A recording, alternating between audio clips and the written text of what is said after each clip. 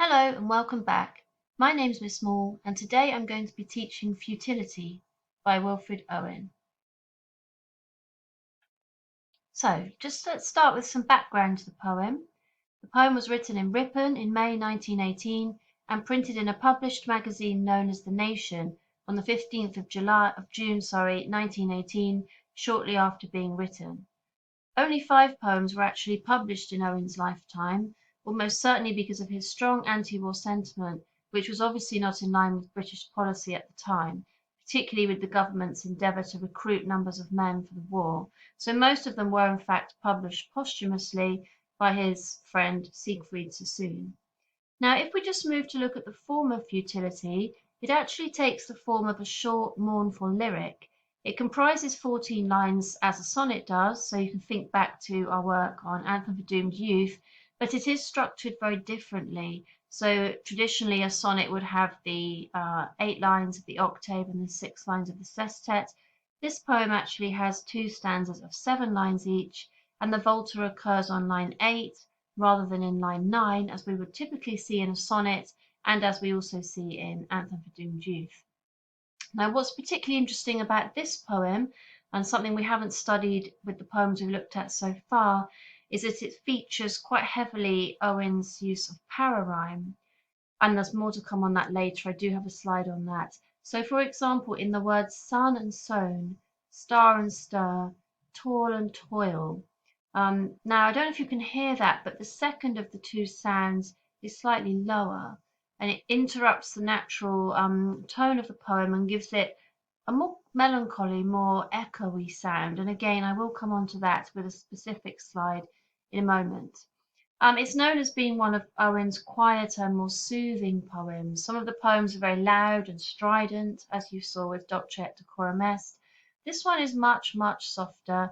There's no mention of the war. There's only one reference to the men actually being in France. And there's no ranting or hectoring, which we see often in Owen's poetry, particularly in Docet Decorum Est, but also in Anthem for Doomed Youth. So there's no ranting against those people who have perpetuated the war and bloodshed. If there is anger in this poem, it's much more muted and stifled, and the focus is of lost hope and disappointment and grief, and it's a very muted, quiet grief. Now, if we just have a quick look at an overview of Futility, the poem is essentially a lamentation. So it describes an unnamed soldier lying very lifeless in the snow in France, obviously following battle, and his companions muse over his death and its closest to life, and they move his body into the sun, thinking it might restore him, or certainly hoping that the restorative powers of the sun might reinvigorate him. Irrespective of the sun's life-giving qualities, the young man, of course, remains unresponsive and is dead. And what's interesting in this poem is how images of life and death are very much interwoven throughout. And of course, this resonates with the speaker of the poem, who by the end of the poem comes to reevaluate life's importance and recognizes death's certainty. And of course, all of the poems are particularly poignant given Owen's death at only 25 years old, just tragically 1 week before the armistice was declared. But this one is particularly, as we said before, muted and quiet and poignant in its overview, its compassion for the dead soldier. Now, something that's really key in this poem is the role of the sun.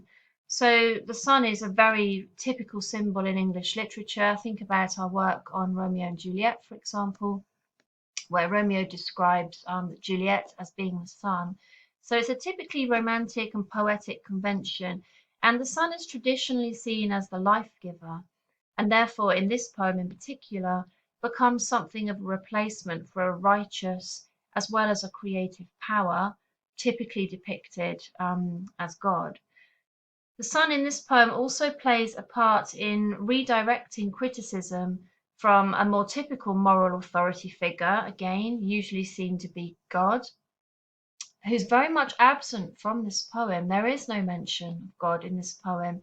And of course, that could indicate a loss of faith in God by Owen, who assigns the power of life and creation, in fact, to a very pagan symbol of the sun.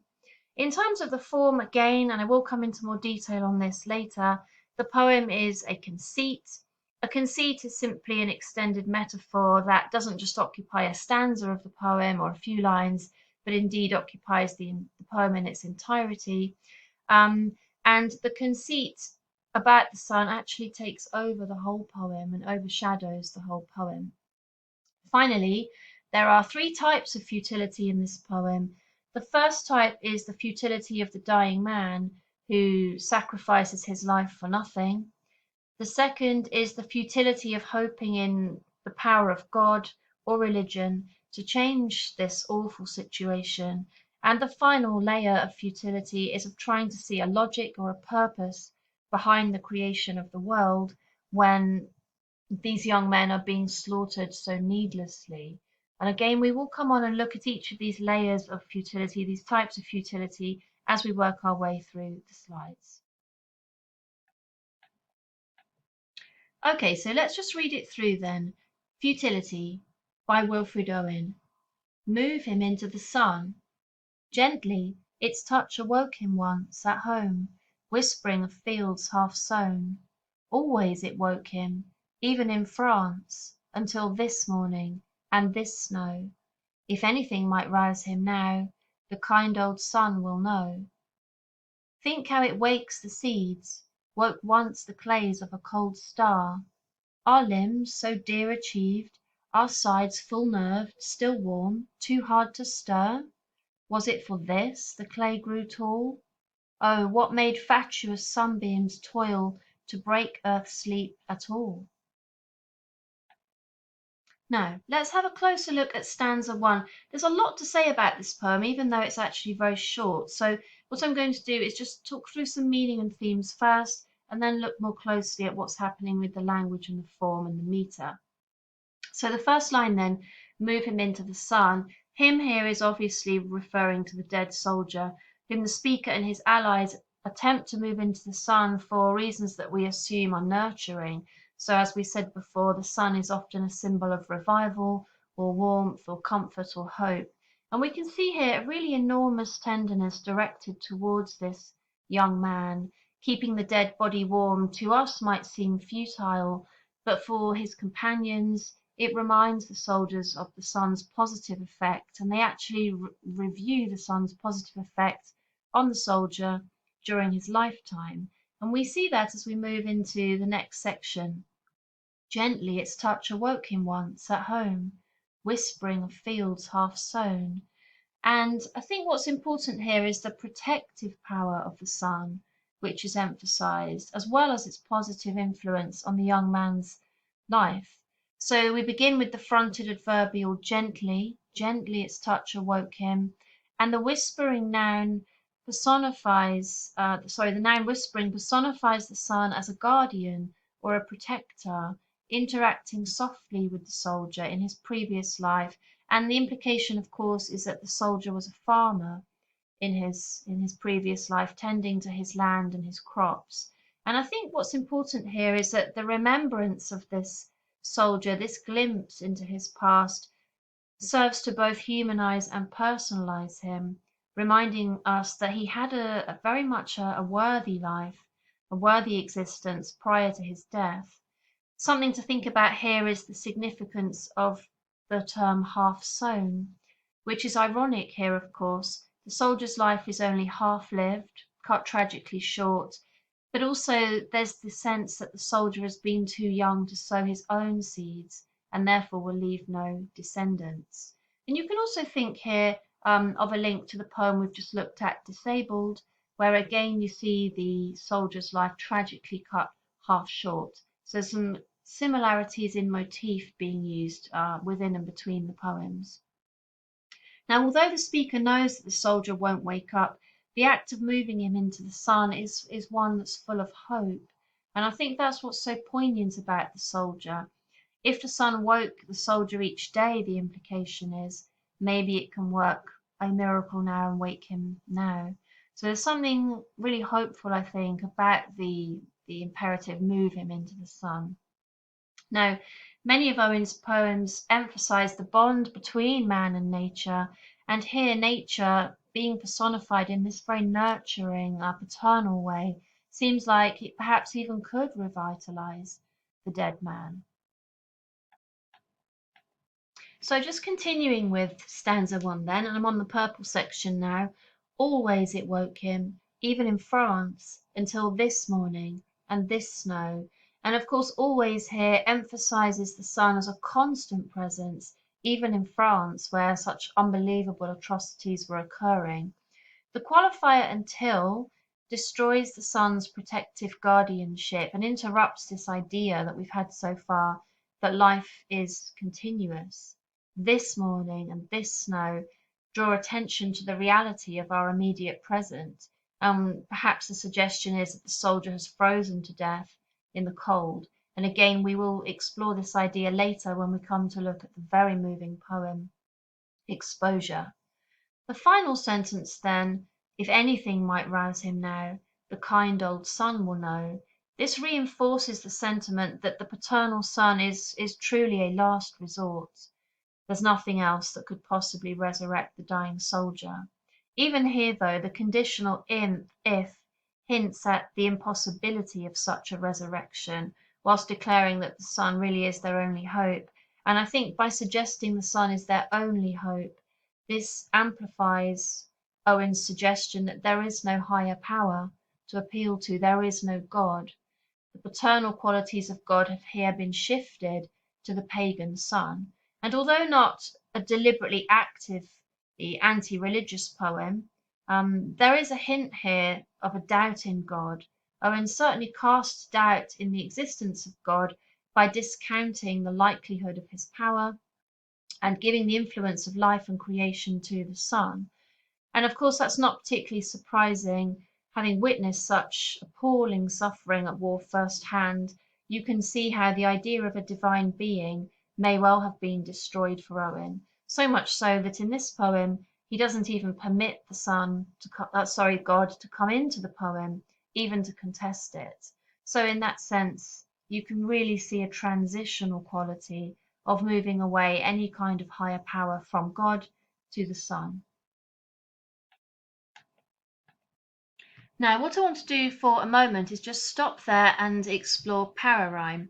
As I said earlier in the first slide, pararhyme is something that's particularly unique to Owen's poetry. It has been used by other poets, but in Owen's war poetry, he consistently returns to this form of rhyme. So I just want to go through that now. Now, pararhyme is an imperfect rhyming through consonants. So as opposed to cat and mat, where we would have a rhyming of the vowel sound, consonants refers to repetitive sounds produced by consonants within a sentence or phrase, and the repetition is of consonant sounds only. The vowels are different. So as I said, rather than cat or mat, with pararhyme, we see that the vowel sound changes. For example, pitter patter, where you can see the consonant sounds are the same with the pa for pitter plus the ta and the er at the end, but it's the vowel sound that has changed. And that's what's different about pararhyme, as usually in perfect rhyme, you would have a continuity of vowel sound. Now, Owen is usually credited with the innovation of this technique, although it has, of course, been used by others. You can see the Romantics, Shelley, Keats, and Rossetti, Browning, Yeats, are very common in Welsh poetry as well. But Owen is very much the first poet to use pararhyme in a very sustained way, in a regular way, and employ it for regular end rhymes. Now, there are different types of pararhyme. Full pararhyme is when both the first and end consonants correspond. In this poem, for example, sun and sown, where you can see the vowel has shifted, but the first and last consonants, S and N, are the same. Pararhyme can be a lot more subtle and far more difficult to detect, as in the next example I'm going to give you, subtle pararhyme in nivus and nervous, or sun-dazed and sun-dozed. Those quotations are from Owen's poem Exposure, and you can see how the idea is the same, but they're much more difficult to spot, particularly the first one, nivus and nervous. End pararhyme is when only the ending consonants correspond, for example, mind and found. And this one is particularly difficult to spot, and I probably will be pointing these more tricky examples out as we go through. Now, the effects of pararhyme are really interesting and they're really suitable for Owen's verse. So the sound is very discordant. It creates an incomplete sound or an incomplete rhyme, which essentially gives quite a jarring or melancholy or uncomfortable effect. And Owen, of course, wants to jolt the reader out of their complacency and disrupt a rhyming pattern or meter is a really effective way of doing this. And it's something we've seen before. You'll know it from Shakespeare, for example, where if Shakespeare wants to indicate that a character is feeling distress, he will interrupt the iambic pentameter by adding or taking away different syllables, thereby altering the meter. The point of this, of course, is to contribute to the mood and tone of the themes that Owen's discussing. So the incomplete sound of the rhyme conveys an effect of failure. It sounds like it's failed, and this mirrors the hopelessness and despair of battlefield, and of course evokes a darkness, a muffled, kind of almost subterranean quality, which is particularly fitting actually when we get to Strange Meeting towards the end of the unit, which takes place underground, of course, and is very, very echoey and dark and subterranean in its feeling. And what you'll notice, of course, is that when Owen is using the pararhyme, the first pararhyme is always higher in tone and pitch than the second. And that's something to bear in mind. So we're consistently moving towards lower tones as though we're going underground, as though we're going deeper down. And I think it's a really useful form, a really interesting form to accommodate Owen's themes. It really seems quite fitting here. So let's come back to stanza 1 then and have a look at how pararhyme is operating in that stanza. So here you'll see in red the words sun and sown are full pararhymes, i.e. they share a beginning and an ending consonant, while their stressed vowel sounds and o are different. The second of the two rhymes will always be lower in tone, as I was saying before. So I don't know if you can hear sun and sown. The sown is significantly lower in its tone. And these falling lilts of the vowel sounds from a higher to a lower pitch create a really understated melancholy effect. And of course, this trend occurs throughout the remainder of the poem. You'll see in blue, now and no. And again, it creates that discordant tone and that kind of subterranean, echoey lowering of the tone that we've discussed before. And all of those are supposed to kind of mirror the effect, mirror the conflict of the battlefield. And while we're here, just a quick word on meter. We said earlier in the presentation that this poem has 14 lines like a sonnet, but is typically structured differently. The sonnet, of course, would usually use an iambic pentameter, and this is something we've discussed before. You can always review this with Anthem for Doomed Youth. Owen similarly disrupts the meter in Futility. So at the first and last lines of the stanza follow a trimeter, and the others follow a tetrameter. Something else that's important, so in other words, there aren't 10 syllables in a line. What else is important is that the iambic pentameter is obviously usually structured on iambs. This time, Owen is often using trochees rather than iambs, such as move him into the sun. Now, the line's third foot, the sun, where the second syllable is stressed, da-dum, indicates that the poem will probably follow the iambic meter, but the trochee, move him, where the emphasis is on the first of the two metrical feet, again is unsettling, and Owen constantly shifts back and forth between iambs and trochees, and sometimes even spondees, until spondee, of course, is where the two metrical feet are equally weighted. This alters the stresses of the poem to keep us on our toes. It's really unsettling, and it means we don't become complacent about the horrors or the sadness that Owen is describing.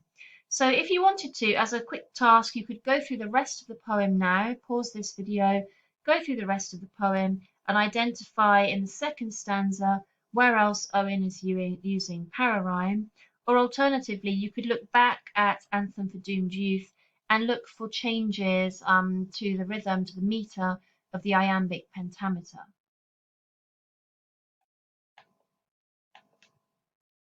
Okay, so let's move now to stanza 2. Still thinking about the form of the poem, which we've already said resembles a sonnet in that it consists of 14 lines, but of course does have a very different rhyme scheme and structure. Now, Futility makes use of the volta, which is the turn a sonnet takes as it moves from one subject or tone to another around its halfway point. Now, this is typically line 9 between the octave and the sestet of a traditional sonnet. In Futility, however, the volta occurs between the first and second stanza, on line 8. In the first stanza, the speaker conveys a quiet and encouraging tone, nurturing tone, which fosters a futile hope, but a hope nonetheless that the kind old son will revive his companion. In the second stanza, the tone changes. It's much more despairing, it's much more pessimistic at the probability that life is essentially futile. If you wanted to now, you could pause the video again and look back at Anthem for Doomed Youth and Dolce et Decorum Est, and again think about how Owen is manipulating the use of the sonnet form in those poems. Again, that's something we've discussed earlier. If you don't want to do that, we'll just continue to go on to the next slide. So, in this stanza then, the speaker begins to question life's meaning, coming to the conclusion that life is futile. The opening of the stanza, think how it wakes the seeds, woke once the clays of a cold star. This stanza invites the reader to view the sun as the source of all life on earth. And of course, it goes far beyond its crucial role in agriculture, but actually infers that the sun, as opposed to God, was the original creator of life. And of course, here you can see echoes of anti-religious sentiment that was hinted at in the first stanza. In the green lines, our limbs so dear achieved, our sides full nerved, still warm, too hard to stir.